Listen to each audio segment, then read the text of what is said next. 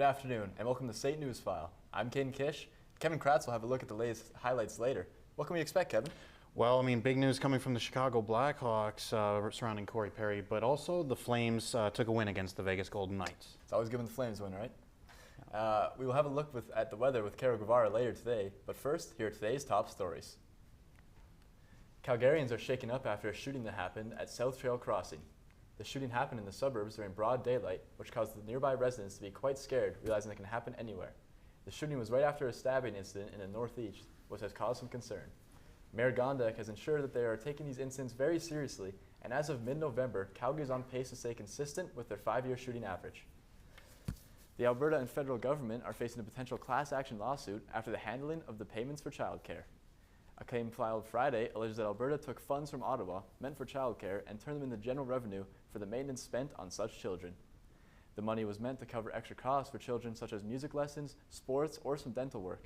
The document states that it was mostly Indigenous children affected and it could affect up to 30,000 people. SAIT has announced the opening of the new pop-up wellness center following the closure of the old campus center that included many amenities like courts, rinks, and a fitness gym. The temporary fitness center includes a basketball court and some free weights for athletes and students to use to stay active during the construction of the new center.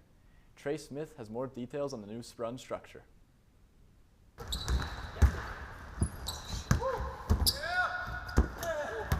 After decades of countless memories in the many hallways, SAIT's campus center is finally being revamped.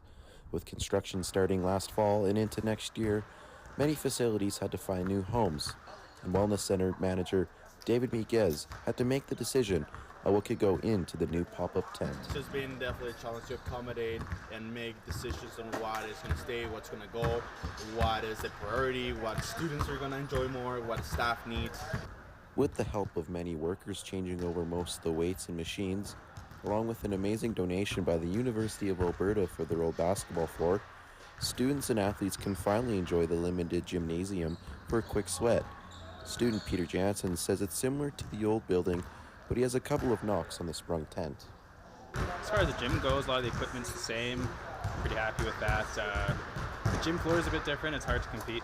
Like you can tell, it's a bit kind of quickly built, but other than that, it's pretty good overall, I'd say.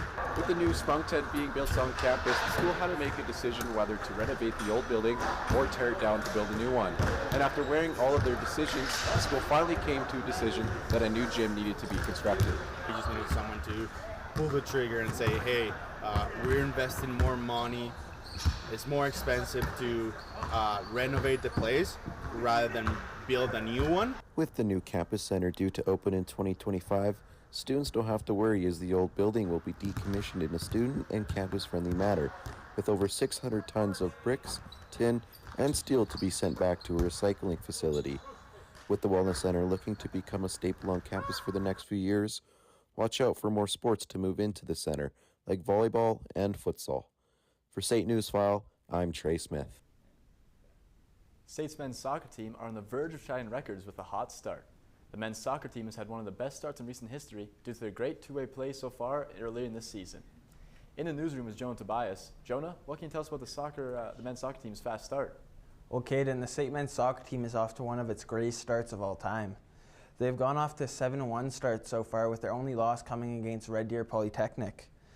And what's been most impressive about their start so far has been their great two-way play, as they've averaged near 5 goals a game while only allowing .30 goals a game.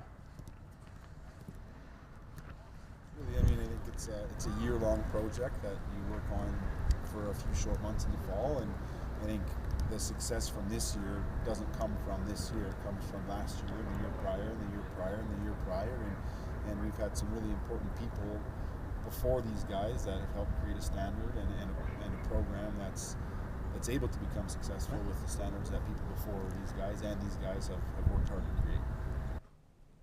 The men's hot start is no fluke, as their constant hard work on the pitch has showed really great success. They'll be looking to bring a championship back home. Jonah Tobias reporting for SAIT Newsfile. Thank you, Jonah. Such a great team we have here playing for the Trojans. Premier Danielle Smith has invoked the Sovereignty Act to implement new measures against Ottawa's clean electricity rules. Smith has said that she invoked the act to show Ottawa's government that she is serious about pushing back against their plan to green Canada's electricity grid by 2035. Smith has said that the plan could wreak havoc on Alberta's natural gas-based grid.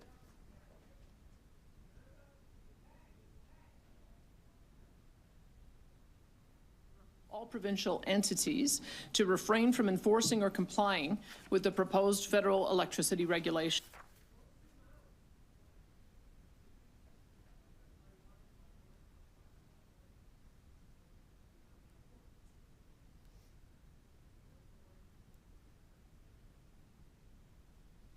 The Act specifies that members of the House must debate and vote before Smith's government can take action. Those are today's top stories. We'll have your full forecast after the break. But first, Carol has a look at what's going on in Calgary this week.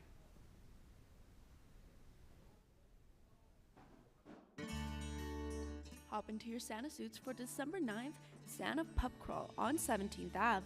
Explore and enjoy pubs around downtown while staying in style with your Santa suit. Get the full Heritage Park Christmas experience from November 25th to December 17th for the Once Upon a Christmas event. You can get 4 tickets for $20. Get into the holiday spirit and immerse yourself into the experience of the fun holiday classic, Polar Express, by hopping into the real-life train at Aspen Landing. Bring out your decorator skills for the Grinch Treat Workshop at Berquist Tavern on December 7th at 6:30. Tickets start at $75. Glow Calgary is having its indoor light show again this year from December 7th until the 31st. Tickets start at $31.54 for general admission. To keep up the tradition, the Calgary Zoo will host the famous zoo lights that will be on until January 7th. General admission is $21.95. Welcome back. I'm Kara Guevara with today's weather forecast. Let's take a look at what's going on in Western Alberta today. Vancouver is currently the warmest out of Western Alberta with mix of sun and clouds. Edmonton and Regina are sunny today, while Winnipeg has a lot less sun. Let's take a look at Eastern Canada. St. John's is the warmest and Halifax is the coldest. We have a little bit of a low pressure system everywhere except Montreal that has lots of sun and 1 degree. Let's take a look at our resorts. Palm Springs is mostly sunny today with a high of 22 degrees. Barbados is the warmest with a high of 30 and partly cloudy. Cancun is 27 and cloudy. Honolulu is rainy today with 26 degrees. Orlando is the sunniest with 19 degrees. And Vegas is the coldest with 16 degrees and partly cloudy. Calgary today isn't too bad considering it is almost mid-November. We are at 2 degrees right now. It's mainly sunny and we have a wind coming from the north at 15 kilometers per hour. Tonight will be cloudy with a -6. And let's take a look at what's happening in our province today. We look over at our mountains over there in Banff. We have -7 and lots of sun. We have a very high pressure system here today as we have sun all over except in Grand Prairie and Fort McMurray. Now let's take a look at our 5-day forecast. Tonight is going to be cloudy with a low of -6 degrees.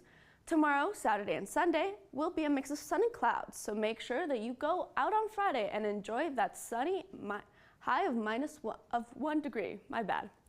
Now let's go over to Kevin, who has our sports. After the break. What do you think of when you hear the word home? A place to rest, a place to play, a place for friends and family to gather. There are people in the city who unfortunately don't have that. They only have a house. WINS wants to change that. Donate household items to the House to Home program and help make a house a home again. It's only when you have homes that you have a community. Come and learn the fast-paced world of television production.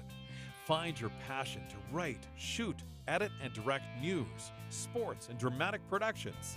With industry-standard technology and the best instructors in the business, SAIT's television production program teaches you everything you need to know for a career in broadcasting. This is television production. Come and dare to be on air. Welcome back to SAIT Newsfile. Kevin Krass joins us now for a look at the latest highlights. What do we got going on, Kevin? Well, the Flames took a big win against the Vegas Golden Knights, but more on that later. A shocking announcement from the Chicago Blackhawks today. Veteran forward Corey Perry was determined to have engaged in conduct that is unacceptable and in violation of the terms of his player's contract and the Blackhawks' internal policies.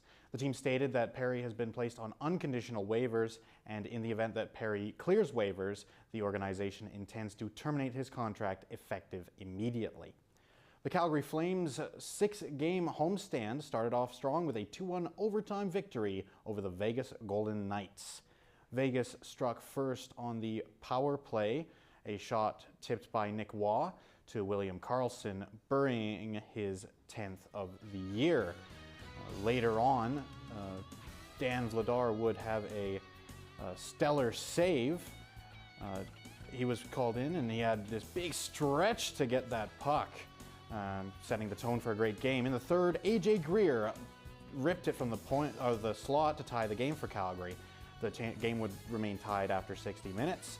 And in the waning seconds of overtime, Mackenzie Weegar went coast to coast and fired the puck from the circle past Adin Hill to push the Flames past Vegas with a big win to put the Calgary Flames in a wild card spot. Golden Knights' Adin Hill made 32 saves. Vladar made 27 for Calgary. Jacob Markstrom was out with the flu, and Calgary called on Dusty Nickel as an emergency backup.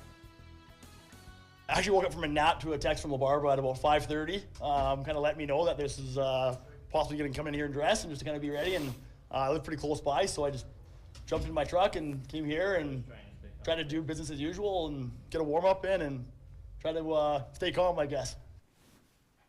Markstrom will likely be back for Thursday's game against the Dallas Stars. The Chicago Bears took football quite literally for their Monday night football game against the Minnesota Vikings. All 12 of the Bears' points were from field goals. Cairo Santos was without question the MVP for Chicago, making 4 out of 5 field goals, all from at least 25 yards. The longest of which were the 39-yard attempt, as well as a 55-yard attempt. Man. Early in the fourth quarter, the Bears would find themselves down by 1 with 14 seconds remaining, and Santos made a 30-yarder to win the game 12-10 over the Vikings. The lone touchdown of the game came from a pass to TJ Hawkinson in the fourth quarter. The SAIT Trojans athletics are done for the fall semester. The women's hockey team wrapped up the term with a 4-0 win over Medicine Hat College on Sunday. It was a winning day on Saturday as well, with 4 out of 5 Trojans teams winning their respective games. The Trojans resumed play on January 12th, with the only home game being the women's hockey team hosting the Nate Ooks at Winsport. On this day in history, November 29th, 1924, the Montreal Forum opened its doors for the very first time. Both the Montreal Canadiens and the defunct Montreal Maroons called the arena home. For 72 years, the illustrious Forum was the site for over a dozen Stanley Cup clinching games. Only the Flames were the non-Montreal team winning the Cup in 1989 in the Forum. The Forum hosted its final game in 1996 with the Habs beating the Stars 4-1. The post-game applause brought legendary Hab Maurice Rocket Richard to tears. The legacy of the Forum will never die. And that's a look at sports. Wow, such a legendary arena, right? Oh yeah, I mean, it's a shopping center now, believe it or not. Oh, really? That's interesting. Well, Carol, can you tell us what we got for the next 5 days? Well, like I said before, Kaden, it's going to be the warmest on Friday, so you have to make sure that you go out and get that sun. Tomorrow and Saturday and Sunday is going to be a little bit colder, and it's going to be a mix of sun and clouds, so make sure you... Well, thank you for joining us on SAIT Newsfile, and we'll catch you next time.